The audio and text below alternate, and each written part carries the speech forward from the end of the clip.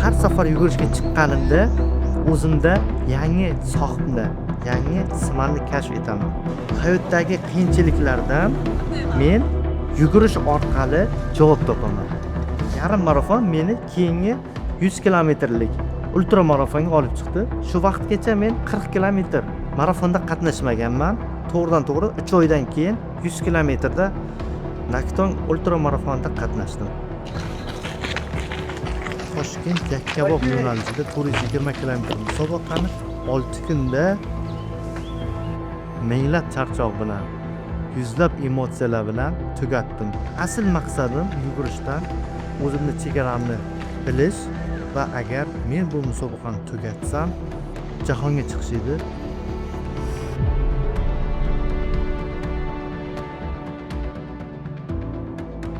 Soatsiz yugurish, tezlikni bilmaslik, necha soatdan beri men yuguribman qorong'uda yoki o'rmonda deyish boshqa. 100 kilometrni bosdingiz o'zaga. Kilometrni bosdim. Mana 15. Balandligi 800 metr bo'lgan tog'da tuman bir o'zim yugurib chiqib ketyapman. Hiking sticklar bor. Unda qo'rquv bo'ldi. Nimaga? Yovvoyi hayvonlar yo'qmi ekan bu o'rmonda? Mendan boshqa odam yo'q edi. Keyin begona yo'l, qo'rquv bo'ladi.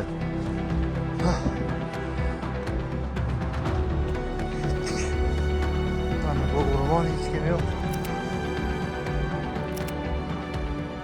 Men kelajakdagi musobaqalarimda finish chizig'ida qanaqa holatda kirib boraman? Men o'zimni singan holatimni ko'rishimni xohlayman.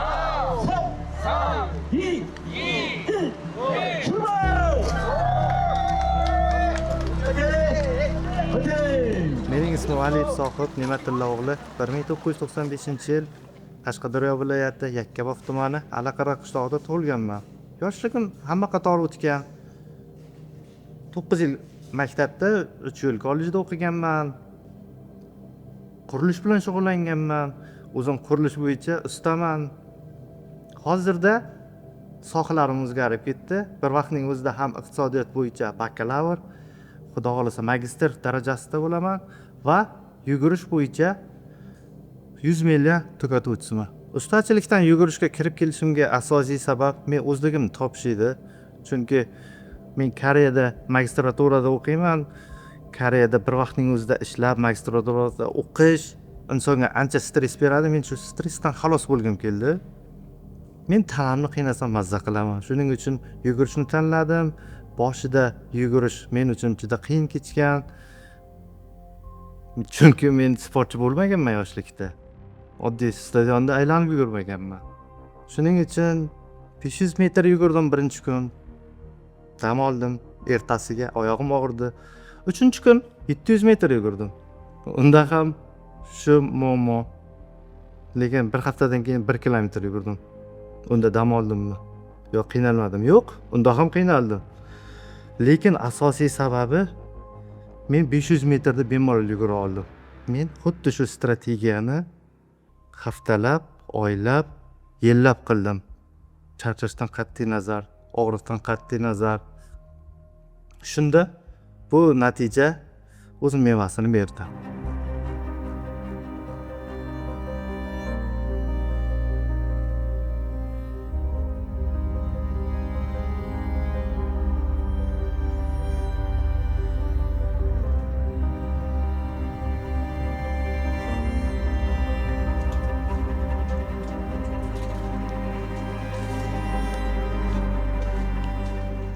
Bu strategiya bilan yo'lga chiqish ishni osonlashtiradi.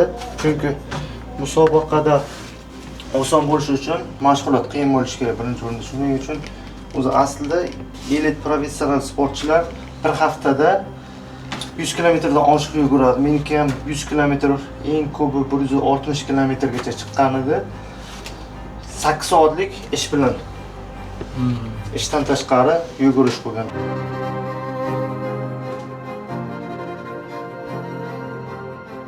Kechasi bilan 80 kilometr yugurgan joylarim bor. 50 kilometr mana. 1850 metr balandlik cho'qqiga chiqqandi bu Jirisan. Koreyadagi eng baland ikkinchi cho'qqi 2 soatda. Bular hammasi yordam bergan. Garmin Forerunner 55 markasi. Yaxshi soat. Quvvati yaxshi ketadi. GPSda aniq oladi, lekin balandlikka chiqayotgan ma'lumotlar ko'rsatmaydi bu soatda. Qolgan hamma tomonlama yaxshi. Birinchi chiqqanlaridan. O'zimga birinchi o'rinda narxi ma'qul tushganligi uchun buni olganman. Bular kafein asosan 100 kilometrdan keyin buni ichaman, chunki 200 kilometrda uyqu bosib qoladi. Har 3 soatda 3 tadan ichish kerak. Menga mana ikkala gilda ichganim 2 kilo ovqat ko'tarib yurganimdan ko'ra qulayroq.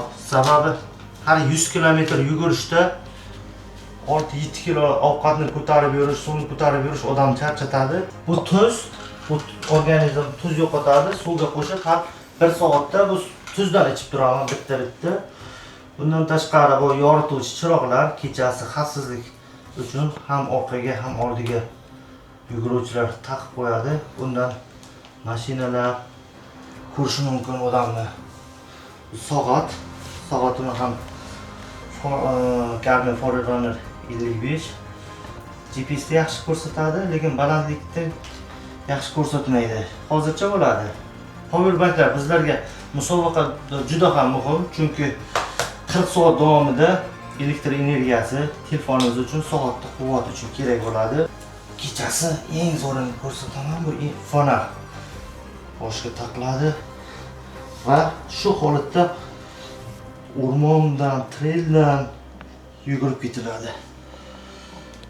Buni soat batareykasi 30 soatga yetadi o'rtacha hisobda. Undan keyin almashtiraman, yo bo'lmasam powerbank orqali quvvatlayman. Bu maxsus. Bunda oddiy tuzda faqat natriy yoki yod bo'lishi mumkin. Bunda natriy, magniy va kalsiy moddalari qo'shilgan bo'ladi. Asosan terlashni kamaytiradi. Musobaqa davomida terlash. Ta'mi-chi? Ta'mi achchiqroq bo'ladi. Bilinmaydi, u so'ralmaydi, faqat yutib yuboriladi.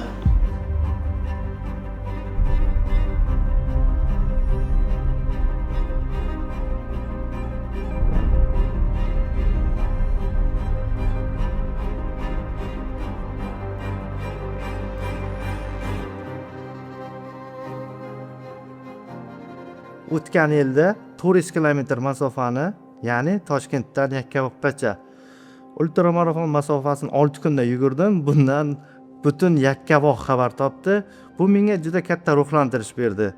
Shu vaqtlarida barcha yaqin qarindoshlarim meni oxirigacha qo'llab-quvvatladi, kerakli anjomlar bilan, kiyim bilan ta'minladi. Sabab 6 kunlik ultramarafon Toshkentda men Koreyadan O'zbekistonga bordim, uyga borganim yo'q, ota-onamni ko'rganim yo'q, farzandimni ko'rganim yo'q. Musofirda hayotini hamma biladi qanchaligini. Aeroportga tushdim, aeroportdan tushgan zahotim yugurishni boshladim va 6 kunda Yakkabog' tumani Alaqariq qishlog'igacha yugurib bordim. Buning asosiy sababi nima edi? Buning asosiy sababi men o'zimni chegaramni tekshirish. Agar men bu musobaqani tugata olsam, bo'ldi, shu yugurishni davom ettiraman va dunyo reytingidagi ultramarafonlarga topshirish edi niyatim. Allohga shukr, bu musobaqani o'zim uchun xayrli tugatdim. Menda intizomni saqlash uchun, kerakli kaloriyani yeyish uchun ba'zida moddiyatga borib taqiladigan muammolar bo'ladi. Bundan tashqari har xil joyda ishlashimga to'g'ri keladi, keraklicha ovqatni yeya olmayman. Lekin hozirgi kunga kelib professional sport bosqichiga chiqish uchun ovqatlanish, kerakli vitaminlarni olish juda muhim. Hozir endi o'zim uchun men jadval tuzib chiqqanman. 1 soatda necha gram uglevod, necha gram protein, necha gram tabiiy yog' yeyish bo'yicha va buni men rivojlantirib bormoqdaman. Bu uchun menga chet ellik tanishlarim yordam bermoqda. O'rtacha hisobda 1 soatiga 60 gram protein iste'mol qilaman va kunlik energiya sarfim o'rtacha 3,5-4 ming kilokaloriyaga to'g'ri keladi. Yugurish bilan oilani birga olib ketish, bundan tashqari universitet darslarini, 3 ta narsani bir vaqtda joylash nihoyatda og'ir. Lekin inson og'ir narsalarni qilar ekan, terisi, ya'ni uning ichidagi shijoati kuchayib boraveradi. Mening birinchi marafonim Janubiy Koreya Changpyonda bo'lgan. U yarim marafon 21 kilometr yugurganman. Soati kechagida esimda 1 soat 39 minut 37 sekund. Eng qiziq tomoni 1 yillik tayyorgarlik bilan 500 metrdan chiqib 1 soat 40 minutda tugatishimga ko'zim yetgan. Shuning uchun ham videomni boshida 1 soat 40 minutda tugataman deb o'sha vaqtlar post qo'yganman. Allohga shukr, u narsani tugatdim va u yarim marafon meni keyingi 100 kilometrlik ultra marafonga olib chiqdi. Shu vaqtgacha men 40 kilometr marafonda qatnashmaganman. To'g'ridan to'g'ri 3 oydan keyin 100 kilometrda Nakton ultra marafonda qatnashdim va u musobaqani 12 soat 52 minutda tugatdim. Birinchi 100 kilometrimda men o'zim uchun nima qilishim kerakligi haqida bir haftalik planni tuzganman va oilamga, opalarimga, ota-onamga, turmush o'rtog'imga men eshitishim kerak bo'lgan so'zlarni o'zlaridan so'rab olganman va kerakli matnlarni berganman. O'zlarining ovozidan men audiosini musobaqa davomida eshitib borganman. Bu menga juda katta ruhlantirish bergan. Ayniqsa 70-kilometrda farzandimning yig'isini eshitish, shu bilan birgalikda ota-onamning sen qila olmaysan degani emas, sen qila olasan, sen bilan biz faxrlanamiz degani meni shu qorong'u zonadan 100 kilometrlik chiziqqa olib borgan. Men ulardan kuch olaman. 8 soatlik ishdan keyin yugurish planim 19 kilometr edi. Bir o'zim yugurishga chiqdim. Kun yomg'irli. Bahona qilish yo'q har doimgidek. Yarim yo'lgacha bordim. Adashmasam 8 kilometr. Unda yo'l qorong'u, pastlik edi, ko'prik. Krossovkam toyib ketdi, toshga to'qishdim va shu tezlikda yiqilib aylanib ketdi. Turib qarasam tizzam qon o'tib ketyapti. Qon tez aylangani uchun juda vajohat bilan oqdi. Unda bahona qilmadim, chunki uyga ketay desam kartam yo'q, pulim ham yo'q. Shu momentda men chekilmaslikni tanladim va shu holatda yugurib bordim. 8 kilometr yurib emas, oyoqni bog'lash ham esimga kelmadi. Uyga kelganimda hammasi dahshatli edi. Lekin menda faxrlanish hissi, bu chegarani sindirgan hissi u jarrohdan kuchli edi. Yugurishda jihozlar, krossovka, to'g'ri kiyim har bir minutni saqlab qoladi. Sababi yugurish krossovkalari maxsus tuzilgan bo'ladi. Ular insonga qadam bosishiga qulaylik tug'diradi, havoni yaxshi o'tkazadi va yerdan berayotgan stressni kamaytiradi. Lekin u maxsus krossovkalarda. Oddiy krossovkalarda unday texnologiya bo'lmaydi. U bilan faqat havaskor yugurishni boshlash uchun foydalanish mumkin. Lekin 165 kilometrda oddiy krossovkada yugurish umuman boshqa level.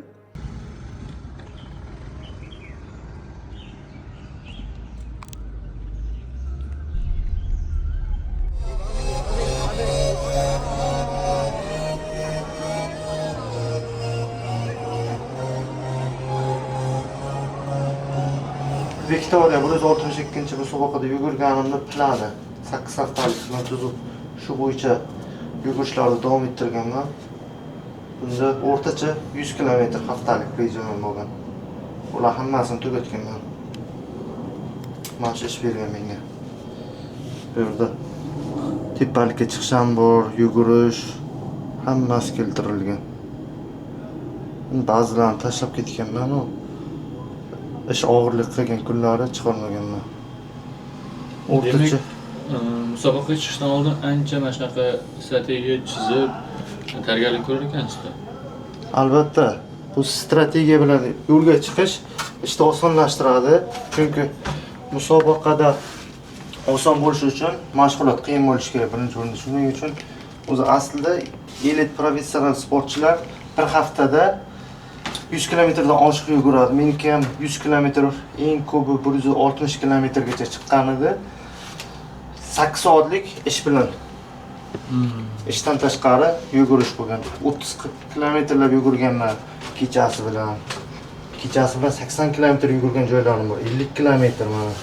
1850 metr balandlik cho'qqiga chiqqandi bu Jerisan. Koreyadagi eng baland ikkinchi cho'qqi 2 soatda.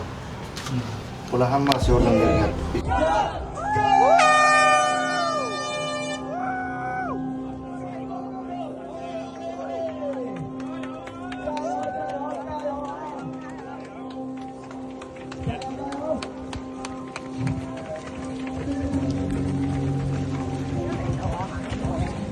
O'yin boshlandi.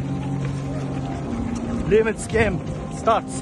Musobaqaga deylik, soatni taqadi, u o'zini tezligini bir vaqtda o'zida nazorat qila oladi, yurak urishini nazorat qiladi. Hozirgi maxsus soatlar bor. Unda necha soatda uxlash kerak, qancha masofada yuguryapti va qancha tanasida zaryadi qoldi, o'shani bila oladi. Natijada musobaqaga vaqtliroq boradi boshqalarga nisbatan. Yana tayyorgarlik davomida ham maxsus soatlar organizmda VO2 max'ni rivojlantirish uchun juda kerak. Lekin soatsiz yugurish, tezlikni bilmaslik, necha soatdan beri men yuguribman qorong'uda yoki o'rmonda deyish boshqa. Victoria 162 musobaqasida menga hech qanday sherik yo'q edi. Bunda odam o'zini xuddi yolg'iz his qiladi. Yolg'iz qorong'u o'rmonda yugurish. Keyin ba'zi sportchilarda o'zini sheriklari bor, do'stlari video montaj oladi yoki kerakli checkpointlar bor. Checkpoint degani har 10 km, 15 kilometrda to'xtash stansiyalar. Unda o'zlarining do'stlari uni oyog'ini, qo'lini massaj qiladi yoki kerakli suvlarni to'ldirib, "Bos, sen yugura olasan, qilasan" deb aytadi. 98-kilometrni bir o'zim yolg'iz yugurdim. Orqamda hech kim yo'q. Buning ustiga 800-metrda, balandligi 800 metr bo'lgan tog'da tuman bir o'zim yugurib chiqib ketyapman. Hiking sticklar bor. Unda qo'rquv bo'ldi. Nimaga? Yovvoyi hayvonlar yo'qmikan bu o'rmonda? Mendan boshqa odam yo'q edi. Keyin begona yo'l, qo'rquv bo'ladi. Musobaqalarimda tayyorgarlik jarayoni o'rtacha bir haftada 160 kilometr yuguraman. Musobaqa boshlanishiga oz qolganda bu proses tushadi. 15 kilometr kuniga yugurish, ba'zi kunlar dam olish, ya'ni organizmni tiklash uchun vaqt ajrataman. Ko'proq o'zimni qiynamoqchi bo'lsam, baland tog'larga yugurib chiqaman. Bu menda kardio bilan birgalikda oyoq kuchini ko'proq shakllantiradi va musobaqalarda tezroq borishimni ta'minlaydi. Kilometrni bosdingiz o'shagi? 10 kilometrda bosdim. Mana 15. Bizda o'tib ketadi. Yana kerak bo'lsa biroz. Siz yuribsiz. Ketdik, mana shunga qo'shilib aka. Ketdik. Ketdiz aka. Haydi.